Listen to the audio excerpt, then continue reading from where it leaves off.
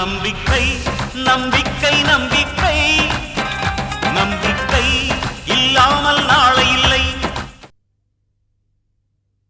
இன்னைக்கு ஓரளவுக்கு புகழோடையும் செல்வத்தோடையும் இருக்கிற இந்த நந்தினி கொஞ்ச நாள் முன்னால புழுதி மாதிரி தெருவுல வீசப்பட்டிருந்தா சில தீய சக்திகள் என்னை அழிக்க பார்த்துச்சு. ஆனா கடவுளோட அருளால ஒரு நல்ல அப்பா எனக்கு கிடைச்சாரு. பிறகு மாதிரி எரிய வேண்டிய என்ன ஒரு வீணை மாதிரி பாதுகாத்தாரு. சாரி ஜெயந்தி, என்னோட சோக கதையெல்லாம் சொல்லி உங்களையும் நான் கஷ்டப்படுத்துறேன். அப்படிலாம் ஒண்ணும் இல்லை நந்தினி. நம்ம மனசுக்கு ரொம்ப பிடிச்சவங்க கிட்டதான் நாம எல்லாத்தையும் சொல்ல முடியும்னு சொல்லுவாங்க. நீங்க என்கிட்ட இவ்வளவு அந்யோன்யமா பழகுறது எனக்கு ரொம்ப சந்தோஷமா இருக்கு. ஆமா, உங்க வீட்டுக்காரர் எங்க காணோம்? முதல்ல ரெஸ்டாரண்ட்ல பார்க்க முடியல, அப்புறம் ஹாஸ்பிட்டல் வரைக்கும் வந்து என்ன பார்க்காமலே போயிட்டாரு. அது என்னமோ தெரியல, உங்க வீட்டுக்காரர் மட்டும் என் கண்ணுல இருந்து தப்பிச்சுக்கிட்டே இருக்காரு. என் ஹஸ்பண்ட் ரொம்ப நல்லவர். இந்த மாதிரி ஒரு நல்லவர் எனக்கு கிடைச்சது நான் செஞ்ச புண்ணியம் தான் சொல்லணும். அவரு பெரிய வசதி வாய்ப்போடு பிறந்து வளர்ந்தவர். ஆனா அந்த கர்வம் அவர் மனசுல கொஞ்சம் கூட இல்லவே இல்லை. ஆமா, உங்க வீட்டுக்காரரை பத்தி நீங்க எதுவுமே சொல்லவே இல்லையே. நீங்க சொன்ன அளவுக்கு என்னால பெருமையா சொல்லிக்க முடியாது ஜெயந்தி. இப்போதைக்கு என் கவனம் எல்லாம் என் குழந்தை மேலதான் ஜெயந்தி. என்னமோ தெரியல, உங்களையும் உங்க அப்பாவையும் பார்த்தோன்ன எனக்கு ரொம்ப பிடிச்சு போச்சு. உங்க 2 பேரையும் என் குடும்பத்துல ஒருத்தரா தான் நான் நினைக்கிறேன். போக போக இந்த நந்தினிய பத்தி முழுசா தெரிஞ்சுக்குவீங்க. கவலைப்படாதீங்க நந்தினி. சில பேருக்கு குழந்தை பிறந்த உடனே கவலை எல்லாம் மறந்து போயிடும்னு சொல்லுவாங்க. அதே மாதிரி உங்களுக்கும் நல்லது நடக்கும். பாத்தீங்களா, பேச்சு வாக்குல வந்த விஷயத்த மறந்துட்டேன். நாளைக்கு எனக்கு வளகாப்பு. அப்படியா? ரொம்ப சந்தோஷம். நீங்க எல்லாரும் கண்டிப்பா வரணும். நிச்சயமா வரும். ஃபங்க்ஷன் வீட்ல தான் நடக்குது. உங்க எல்லாரையும் கண்டிப்பா எதிர்பார்ப்பேன். அது மட்டும் இல்ல, கூடிய சீக்கிரம் உங்களுக்கும் வளகாப்பு பண்ணணும். அதை நான் தான் ஸ்பான்சர் பண்ணுவேன். சரி, வரட்டுமா? ஓகே.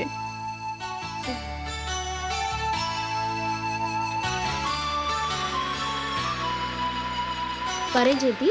பத்திரமா போயிட்டு வாங்க.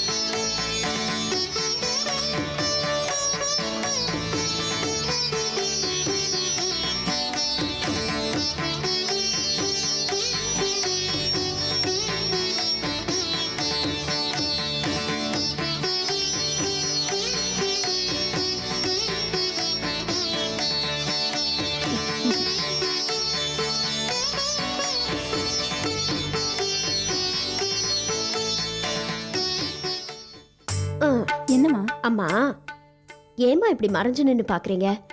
இப்படி மறைஞ்சு பாக்குறது, பயந்து பாக்குறது இந்த காலெல்லாம் மலையேறி போச்சுமா. இந்த சபையில முக்கியமான ஆளே நீங்க தான். வாங்க. இல்லம்மா, இந்த மாதிரி சுப நிகழ்ச்சிகளுக்கெல்லாம் வந்து நான் அங்க நிக்க கூடாதுமா. இப்படி நீங்க பேசுறது தான் தப்பு. நல்லா இருன்னு வாழ்த்த நல்ல மனசுதாமா வேணும். அது உங்ககிட்ட நிறையவே இருக்கு. வாங்க. இல்லம்மா, நான் சொன்னா கேளுமா. விஷாலம், கண்மூடி பழக்கம் மண்மூடி போகும்னு வள்ளலார் பாடி இருக்கிறார். இந்த வீட்டுல மூட நம்பிக்கைக்கு இடமே கிடையாதுமா. இது ராஜாராம் மோகன் ராய் பிறந்த நாடு. இங்க அன்புக்குத்தான் முதலிடம். அந்த அன்பு தான் நந்தினி என்கிட்ட கொண்டு வந்துச்சு, உன்னையும் கொண்டு வந்துச்சு. நீ நந்தினி பக்கத்துல நின்னாதாம்மா அழகு. அம்மா, நீங்க என் பக்கத்துல இருக்கும்போது எங்க அம்மா என் கூடவே எப்பவுமே இருக்காங்கங்கிற ஆறுதல் என் மனசுக்கு கிடைக்குதுமா. வாங்கம்மா, ப்ளீஸ். சரி, வாமா.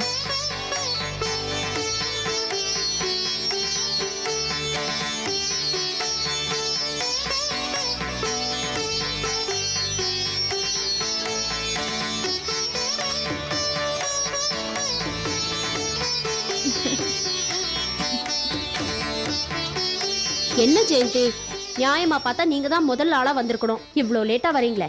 சாரி நந்தினி. அம்மா, அப்பா உங்க வீட்டுக்காரெல்லாம் வரலையா? அவங்க ஒரு முக்கியமான வேலையா வெளியே போயிருக்காங்க. சரி, பரவாயில்ல. அட்லீஸ்ட் நீங்களாவது வந்தீங்களே.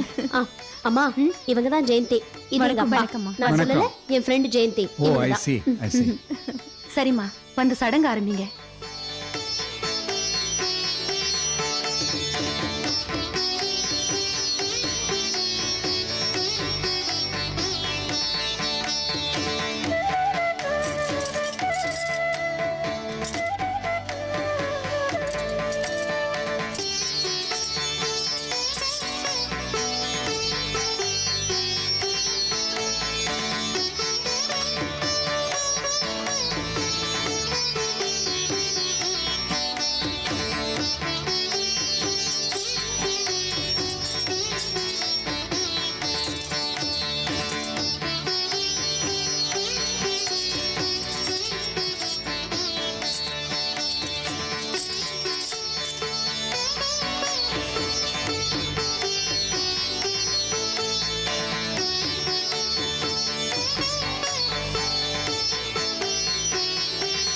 போமா ஜெயந்தி, நீயும் போய் பண்ணு.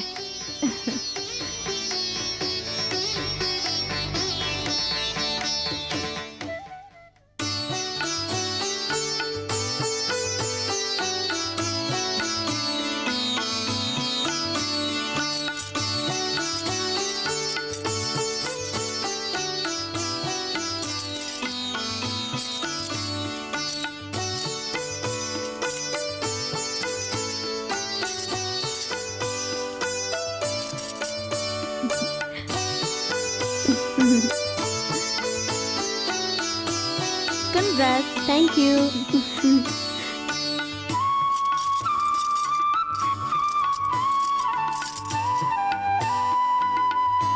சரி, நந்தினிக்கு எல்லாம் நல்லபடியா முடிஞ்சிருச்சு. தொண வளகாப்பு போட யார கூப்பிடுறது? அம்மா, அடுத்தது ஜெயந்திக்கு தான் குழந்தை பிறக்கணும். ஆமாம்மா, ஜெயந்தி நீ வந்து உட்காருமா. இல்லம்மா, பரவாயில்ல. என்னம்மா அப்படி சொல்லிட்ட? வளகாப்பு பண்ணவங்க இடத்துல வந்து உட்கார்ந்து வளகாப்பு பண்ணிக்கிட்டா சீக்கிரமா குழந்தை பாக்கியம் கிடைக்கும்னு சொல்லுவாங்க. வா, வந்து உட்காரு. வாங்க ஜெயந்தி.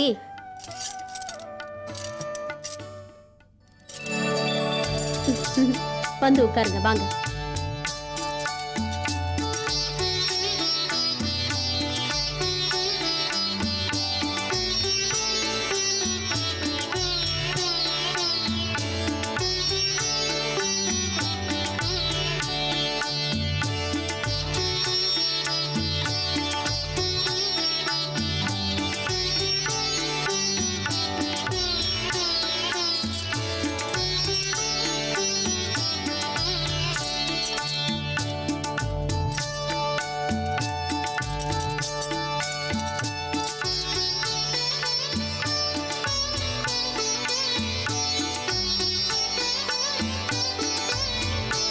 அம்மா, நானும் ஜெயந்திக்கு நலங்கு வைக்கிறேம்மா. எனக்கும் ஜெயந்திக்கும் நிறைய ஒத்துமை இருக்கு. என்ன ஜெயந்தி, நான் சொல்றது கரெக்ட் தானே? இல்லம்மா, கர்ப்பிணி பெண்ணுங்க நலுங்கு வைக்க கூடாது. அம்மா, 2 பேரும் ஒன்னா நில்லுங்க. கண் திருஷ்டி பட்டிருக்கோம், திஷ்டி சுத்தி போடலாம்.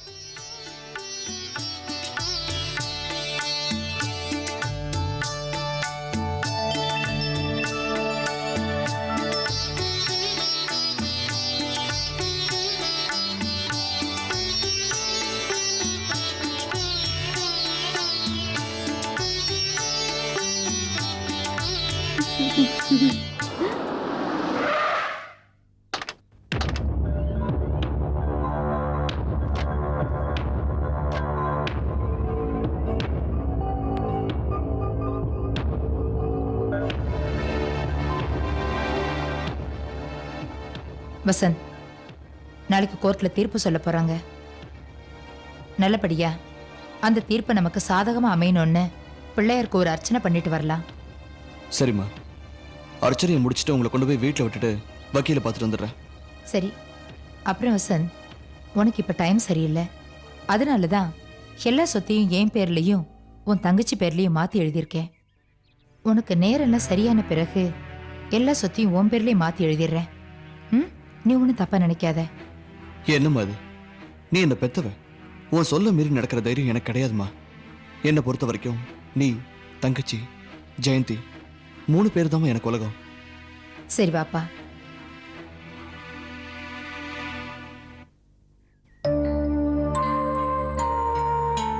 குருக்களே, பிள்ளையருக்கு ஒரு அர்ச்சனை பண்ணணும், வாங்க. இன்னும் அரை மணி நேரம் ஆகும். பெரிய இடத்து விசேஷம் ஒண்ணு, அவங்க வேலையெல்லாம் முடிஞ்ச பிறகு தான் பண்ண முடியும். நாங்களும் பெரிய இடம்தான். அதுக்காக இல்லம்மா, அவங்க முன்னாடியே வந்துட்டாங்க. செத்த நாள் இருங்கோ, நான் வந்து பூஜை பண்றேன். அம்பி, பெரியவாளுக்கு பிரசாதம் கொடு கொடு. இந்தாங்கோ. வேண்டாம். வேண்டான்னு சொல்லாதீங்க, சாமி பிரசாதம் மறக்காம வாங்கிக்கோங்க.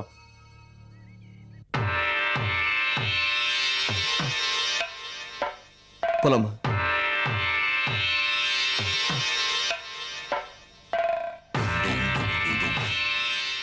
சாமி பிரசாதம்மா, சாப்பிடு.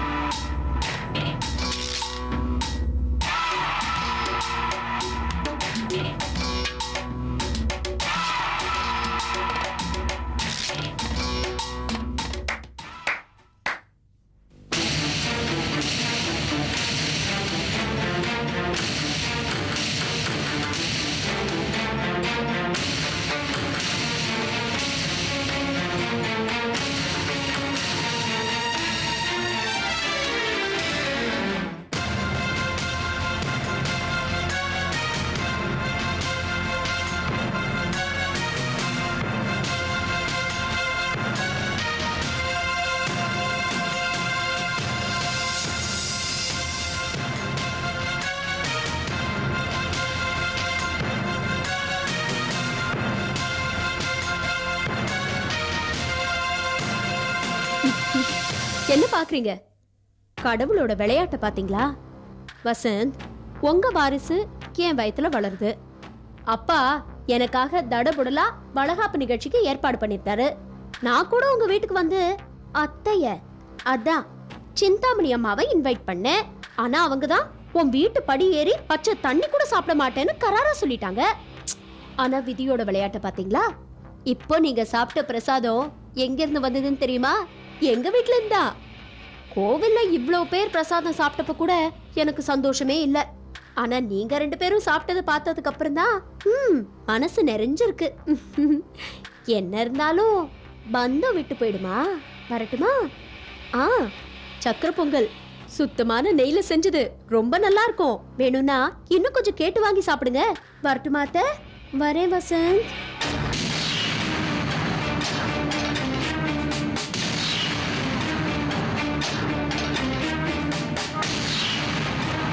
வாங்க வசந்த் சார், உட்காருங்க. Thank you sir. நாளைக்கு ஜட்ஜ்மெண்ட் வந்துடும்ல? நிச்சயமா வந்துடும். விசாரணைலாம் முடிஞ்சு போச்சு. உங்களுக்கு எதிரான ஆதாரங்கள்லாம் அந்த இன்சூரன்ஸ் கம்பெனிக்கு போயிடுச்சு. அவங்க அதை கோர்ட்ல சப்மிட் பண்ணிட்டாங்க. அந்த செக்கை எடுத்துட்டு போன பையனே கூண்டில் ஏறி என்கிட்ட அப்படி ஒரு செக்கே கொடுக்கலன்னு சொல்லிட்டான் சார். என் முன்னாடி தான் சார் அந்த பையன் செக்கை வாங்கிட்டு போனா. நான் பார்த்தேன். எல்லாமே எங்களுக்கு எதிராக நடக்குதுங்கிறது தான் என்னால் நம்ப முடியல சார். இல்லை, ஒருவேளை எங்கள் அம்மா சொன்ன மாதிரி உண்மையிலேயே எனக்கு டைம் சரியில்லையோ என்னவோ. நடக்கிறது நடக்கட்டும். உங்க பேர்ல உள்ள எல்லா சொத்தையுமே அம்மா பேர்ல எழுதி மாத்தினீங்க. அதுல எனக்கு கொஞ்சம் கூட உடன்பாடு இல்லை சார். அது மட்டும் இல்லை Vasanth sir, power of attorney வேற கொடுத்துட்டீங்க. அது எனக்கு சரின்னு படல. இந்த உலகத்துல நான் பெரிய சொத்தை நினைக்கிறது என் அம்மாவை தான் சார். அவங்க பேர்லயும் என் தங்கச்சி பேர்லயும் தான் எல்லா சொத்தையும் மாத்திருக்கேன். எனக்கு அதுல எந்த வருத்தமும் இல்லை. இல்ல வசந்த் சார், உங்களுக்கு கல்யாணம் ஆயிடுச்சு, குடும்பமும் அமைஞ்சு போச்சு. நேத்திக்கு வரைக்கும் ஒரு பெரிய பிசினஸ் மேனா இருந்த உங்களுக்கு இன்னைக்கு சொந்தமா ஒரு கார் கூட இல்லைன்னு நினைக்கும் போது எனக்கு கொஞ்சம் வேதனையா இருக்கு. சரி, உங்க குடும்ப விஷயத்துல தலையிடுறதுக்கு எனக்கு விருப்பம் இல்லை. இருந்தாலும் உங்க மேல எனக்கு ஒரு தனிப்பட்ட அபிப்பிராயம் உண்டு சார். அதனால தான் இதெல்லாம் உங்ககிட்ட கேட்டேன். நீங்க தப்பா எடுத்துக்காதீங்க ப்ளீஸ். No problem.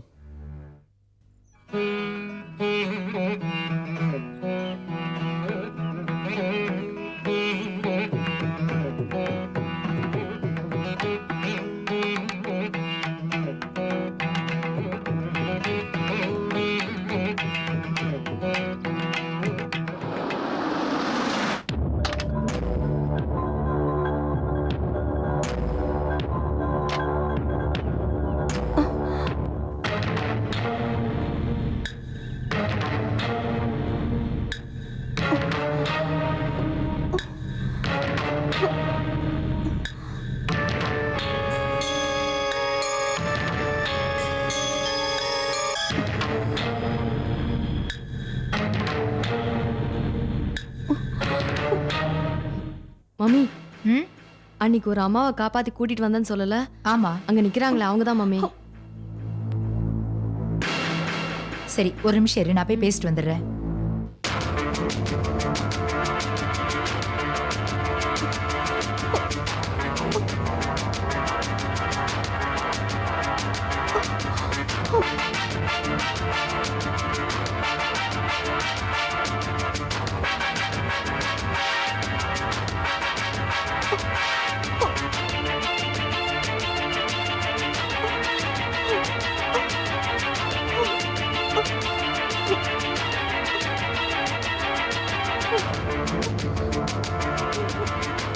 டிரைவர், வண்டியை நிறுத்துங்க, அம்மா வராங்க.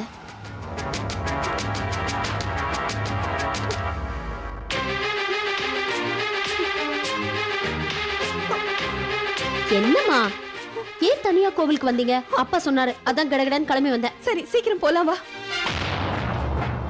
என்ன ஆச்சு? எனக்கு பயமா இருக்குமா. நான் கோயிலுக்கு போயிருந்தப்போ அந்த சிந்தாமணி என்ன பார்த்துட்டா, என்ன துரத்திக்கிட்டே வரா. கவலைப்படாதீங்கம்மா, யாரும் எதுவும் செய்ய முடியாது உங்களை. வண்டியில இருங்க.